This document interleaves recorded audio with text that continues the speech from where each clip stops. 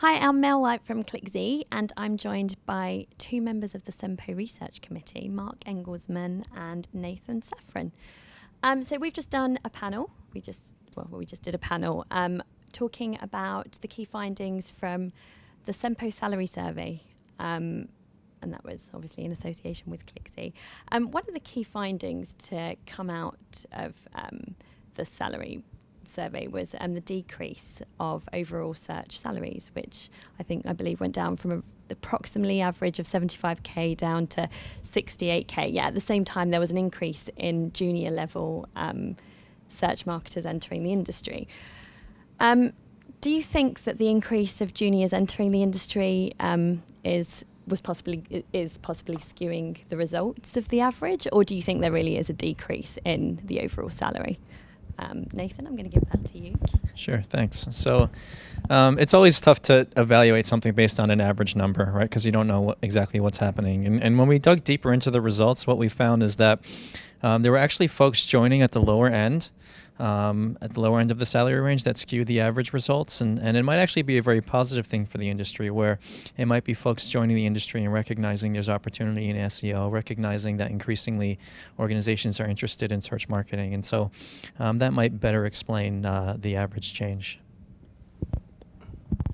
I also think that there is a move by companies to hire at the lower level as they're looking to figure out what they're doing with their search marketing profiles, whether it's in-house or agencies. They're probably hiring at the lower level as they're trying to figure out how to staff up currently for their needs. Okay, and I mean the other things that we saw that there was a shift from in-house to agency outsourcing.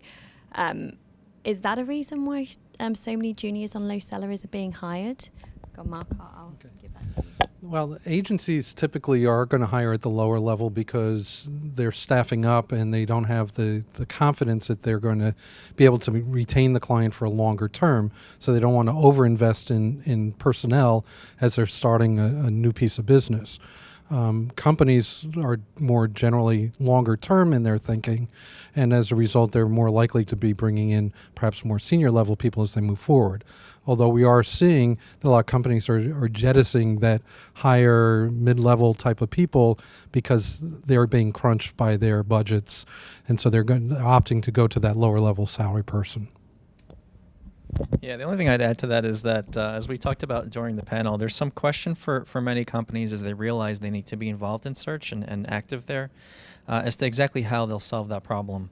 Some are going to agencies, some are staffing up, as Marc said.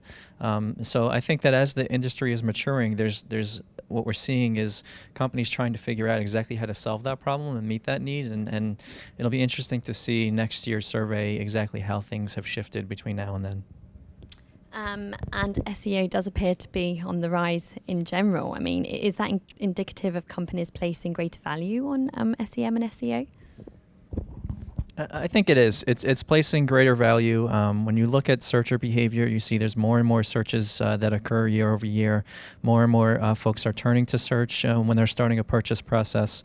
So I definitely think it is reflective of that. And some of the data that we talked about that shows that more and more folks on LinkedIn are listing SEO as a skill that they have. So I think it is definitely that factor. I think you also see that search has become more accepted in the world as a needed part of a marketing mix, particularly a digital marketing mix. And what you're seeing is also people being asked to do more than just search as part of their roles in companies. So they're being asked to do pay-per-click and organic search and social media and maybe email marketing and definitely analytics. So I think what you're seeing here is that people are being asked to do more than they were before, and I think that's because search has become an accepted form, and now they're looking to see how is that going to influence what they do in other areas as well. Okay, and another thing that we discussed in the panel was the low barrier to entry in SEM. There's a lot of people that, obviously it's becoming really important. There's a lot of people that are teaching themselves generally SEM and SEO. What is the quality of supply that you are seeing in the industry? Is the quality going down? I mean,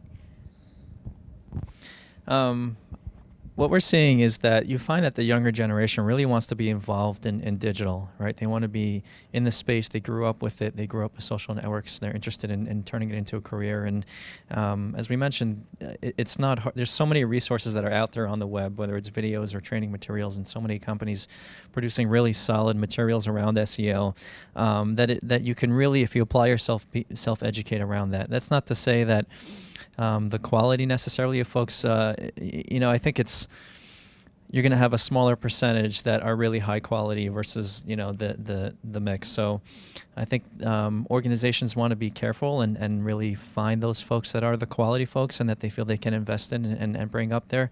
So that's kind of what I would say.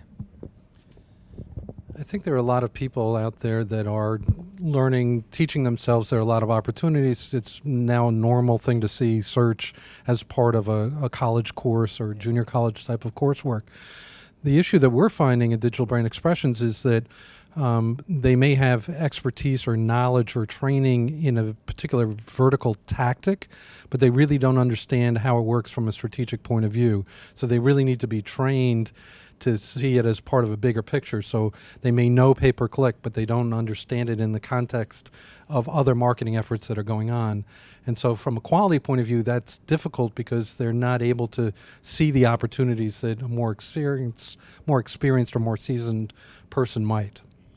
Okay, and my last question is, where does search sit within an organization?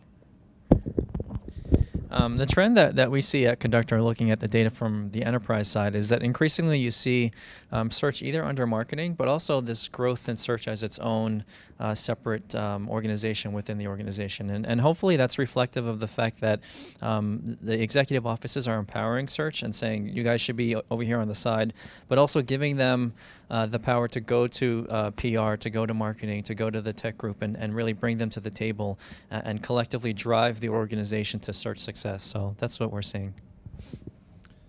I would agree, and I think if you had to default to one area, I would say marketing, but it's got to be understood that marketing touches all these other areas, whether it's customer service, whether it's IT. There are all these components are part of what we would now consider content marketing, which is what search has really evolved to, at least in an integrated form. So I think in that context, marketing is maybe an owner of that, but if it doesn't have the support from the C-suite and across the board, it's not really going to succeed. Perfect. Thank you very much, guys.